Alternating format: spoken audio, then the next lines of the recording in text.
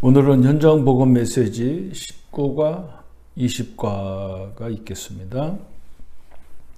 19과는 예수 그리스도의 부활에 대해서 말씀합니다. 고린도전서 15장 3절부터 5절까지.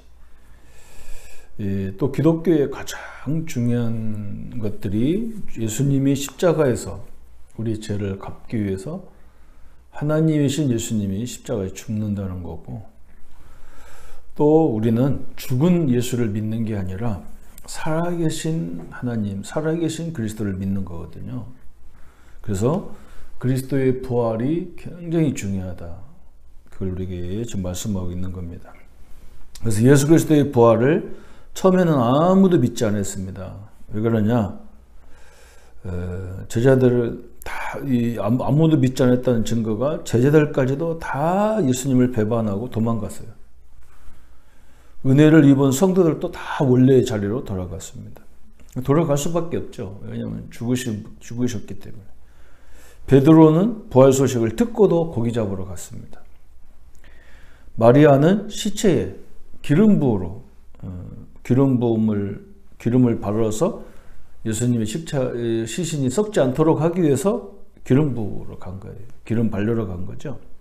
이게 한마디로 아무도 믿지 않았죠. 왜 믿지 않느냐? 두 번째 보니까 사람은 부활을 할 수 없기 때문에 그래요. 죽은 자가 부활할 수 없어요. 예수는 십자가상에서 완전히 죽었거든요. 피에, 손에, 발에, 옆구리에 물 한 방울, 피 한 방울까지도 다 쏟아서 죽은 걸 봤는데 어떻게 살아나냐는 거죠. 또 예수가 누구인지 정확히 아는 자가 없었어요. 정확히 말하면 예수님이 인간적인 예수로만 알았지 하나님이신 예수님을 몰랐던 거죠. 그래서 과학적, 의학적, 생리적으로 불가능하다고 배웠거든요. 근데 사실대로 예수님은 말씀대로 부활하신 거예요. 왜 부활하셔야 되느냐? 그래서 요한복음 14장 7절부터 9절까지, 요한복음 15장 7절에 보면 그는 하나님이시기 때문에 부활하셔야 돼요. 또 고린도전서 15장 45절 50절에 우리를 살려주시기 위해서 부활하셔야 돼요. 그분이 하나님이시고 그분이 그리스도라는 증거로 부활하셔야 됩니다. 그리고 고린도전서 15장 20절 23절에 보면 부활의 첫 열매가 되셨다 그랬어요. 우리에게 굉장히 큰 증거를 주신 거죠. 예수님이 부활하신 몸 보니까 막 이 시공간을 초월해서 벽을 뚫고 천장을 뚫고 천장이 그냥 뚫고 오는 게 아니라 그냥 임하셨어요. 참 미안하죠, 그죠? 그러니까 한마디로 말하면 우리가 천국에서 살 수 있는 인간으로 이 몸 갖고 천국 못 가잖아요. 이런 몸 가지고 천국 가면 안 되잖아요. 예? 천국 가서 살 수 있는 몸, 그죠? 이 몸 가지고 불에 들어가면 다 타져 죽어버리는데 불에 안 타는 지옥에 가서 고통만 있지 불에 안 타는 그런 몸으로 부활하시는 증거죠. 유대인들은 예수님의 부활을 어떻게 조작했느냐? 부활이 사실이니까 예수님을 그 부활을 조작을 했어요. 기절했다는 거예요. 기절했다. 아니, 피를 그렇게 다 빼고 물까지도, 그죠? 우리 몸 안에는 물과 피가 같이 있는데 물 한 방울까지도 다 쏟았는데 기절했다는 말이 안 되잖아요, 그죠? 또 도난당했다. 아니, 누가 시체를 도난당합니까? 빈 무덤이 증거가 되잖아요. 또 환상. 예수님을 너무 사랑하다 보니까 환상으로 봤다는 거예요. 근데 이런 말 자체가 예수님이 부활했다는 그 증거가 되는 거죠. 그래서 예수께서 죽은 자 가운데서 부활하신 네 가지 증거가 뭐냐? 첫 번째는 예언된 사건이었어요. 누가복음 18장 30절 33절에 채찍질 나고 죽을 것을 다 예언했어요. 3일 만에 살아나리라. 만일 그 예언이 이루어지지 않았다면 어떤 결론을 얻습니까? 그냥 예수님은 훌륭한 성자, 훌륭한 인생으로 살다가 가신 분으로 남겠죠. 그런데 또 예수님의 죽음의 두 번째 증거가 뭐냐? 빈 무덤이 증거였어요.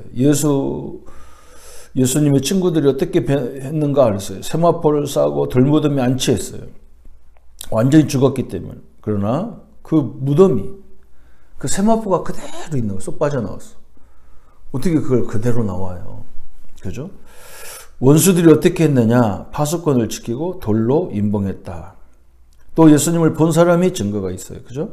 실제로 본 사람들, 베드로와 12제자와 500여 명의 사람들, 야고보, 모든 사도, 심지어는 예수님의 공생애 동안 같이 하지 않았던 바울도 봤어요. 또 실제로 부활하지 못했다면 그 증인들이 어떻게 되겠는가? 만일 부활이 성취되지 않았다면 어떤 일이 있을 수 있겠냐? 우리가 예수님 믿을 이유가 없겠죠. 그래서 교회와 성도들에게 능력으로 나타나셨다. 지금도 마찬가지예요. 우리 모두 기도해봐라, 전도해봐라. 그런 말은 부활의 주님을 실제로 믿으라는 거예요. 그렇잖아요. 살아계신 하나님을 실제로 체험할 수 있는 거예요. 그래서 항상 초대교회 설교 주제가 뭐냐? 예수님의 부활을 증거할 때 능력이 나타나고, 또 만일 무덤에 시체가 그래도 있으면 그대로 설교에 어떤 반응이 왔겠나? 그 설교 자체가 가짜겠죠. 그죠? 그래서 그것을 믿는 사람들, 하나님이 역사하니까, 그죠? 그 설교를 듣고, 베드로의 설교를 듣고 3천 제자가 막 세워지고 현장의 변화가 일어났습니다. 그래서 부활의 결과 성령의 능력, 하나님의 아들로 인정되어지고 영원토록 하나님과 동일한 분이시고 하나님의 능력이 역사하는 현장이 됐다. 그래서 우리 성도님들 지금도 이 살아계신 하나님이 항상 우리와 함께하는 이 축복을 누리시기를 바랍니다. 그럼 이 식과는 뭐냐면요. 그럼 그 부활하신 주님이 어디 계시냐는 거예요. 우리 속에 계신 그리스도 그랬어요. 우리 속에. 계시록 3장 20절에 불자가 내가 세상 내가 문 밖에서 내가 문을 두드리노니 나를 영접하는 자는 나는 그와 더불어 먹고 그는 나와 더불어 먹으리라. 그래서 지금 내 안에 부활하신 주님이 함께한다. 참 너무나 소중하죠. 그 서론에 보면 서론에 이해할 것이 있어요. 구원과 교제는 다르다. 구원은 속죄와 영생을 의미하나 교제는 매일매일의 관계나 사귐을 의미한다. 우리의 구원은 막을 수 없으나 그리스도와의 교제와 능력과 축복은 막으려고 시도한다. 교제는 그리스도를 단순히 모방하는 것이 아니라 그리스도께서 우리를 위해 통해 그의 생명과 능력을 나타내시는 것이며, 우리가 그리스도를 위해 무엇을 하는 것이 아니라 그리스도께서 우리 속에 역사하는 것을 말한다 그랬어요.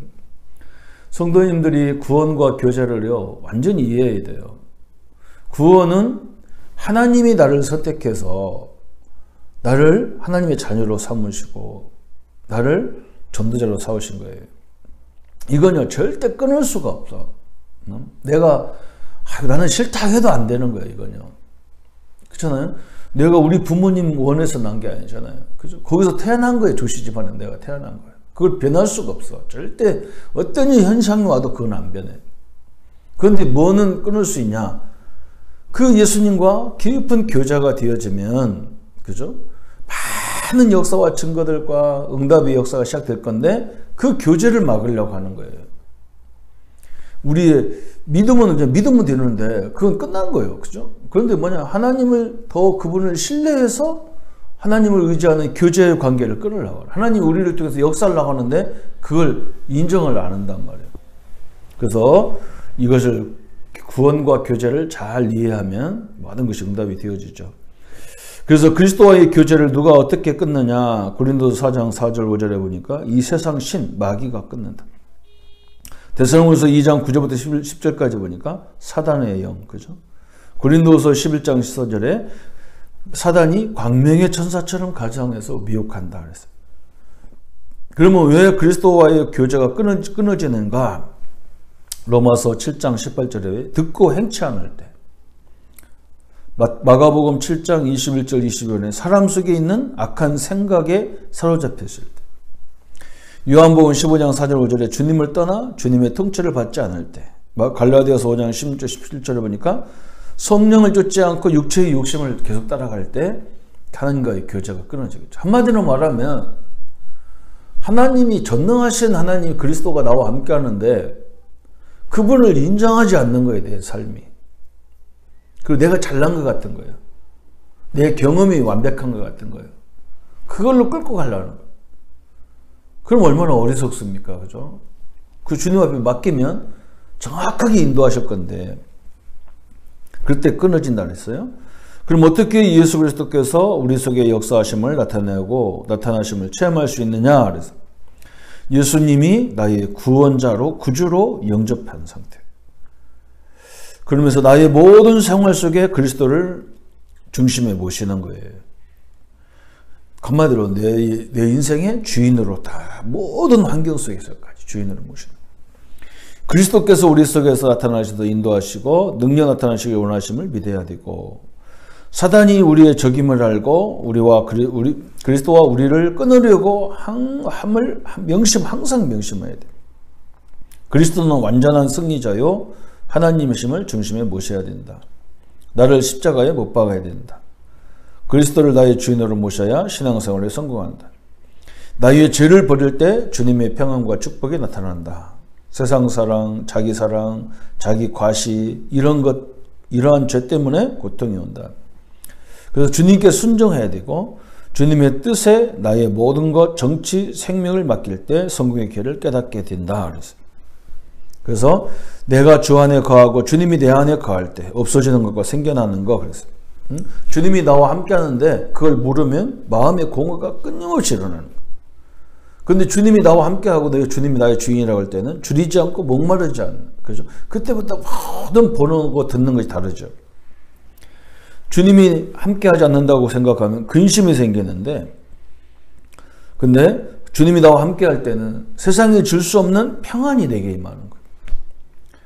주님이 거하지 않는다고 생각할 때는 불행이 오는데 함께한다고 생각할 때는 막 기쁨이 나오는 거예요. 왜 그러냐? 이 그리스도를 그 죽음도 못 끊었잖아요. 그분이 나와 함께하기 때문에 늘 기쁨이 나오죠. 그리고 이 주님이 나와 함께하는 걸 모를 때, 이 인도받는 법 모를 때는 굉장히 사람이 신자가 무능해져요. 그런데 이 하나님의 함께하는 능력을, 이 그리스도가 함께하는 것을 깨달아지면 능력이 생겨요. 틀림없이 그렇게 되어 있습니다. 그죠? 여러분이 지금 안 되는 그런 부분도 자세히 보세요. 그 부분에 주님이 나와 함께 한다고 생각해 보세요. 그러면 틀림없이 하나님의 역사와 인도가 개입되게 되어 있어요. 주님이 함께하는 걸 모르면 실패의 생에 사는데, 주님이 함께한다는 걸 깨달아질 때 믿는 자에게는 능치 못함이 없다. 그리스도 안에서 내가 모든 걸 할 수 있는 힘이 있구나, 이걸 알게 되는 굉장히 중요한 부분을 깨닫게 되는 거죠. 그래서 부활하셔야만 내 인생 문제가 끝나는 거예요. 그죠? 그게 우리의 끝났다는 증거예요. 예수님이 그리스도이고 하나님이라는 증거예요. 그런데 그분이 부활하신 주님이 지금 어디와 함께 하냐? 나와 함께 한다. 우리와 함께 한다. 이게 너무너무 중요한 거예요. 이걸 아느냐, 모르느냐. 이걸 내 삶 속에서 적용하고 사느냐, 적용하지 못하느냐는 하늘과 땅 차이예요. 우리는 우리 속에 함께 하시는 그리스도와 늘 동행하는 성도님들 되시기를 예수님의 이름으로 축원합니다. 예수님 감사합니다. 예수님이 십자가에 죽으셔서 우리 죄 문제를 다 해결하시고 그분이 하나님이시고 그리스도시라는 증거로 부활하셨습니다. 그 주님이 내가 어느 자리에 있든지 나와 늘 동행하고 계십니다. 우리의 부족한 것을 치유해 주시고 우리의 연약함을 어루만져 주시고 우리가 노바디하는 현장에 서 있을지라도 하나님 복음 안에서 하나님이 준비된 현장을, 그런 역사를 보게 하여 주옵소서. 우리와 함께 하시는 예수 그리스도 이름으로 기도합니다. 아멘.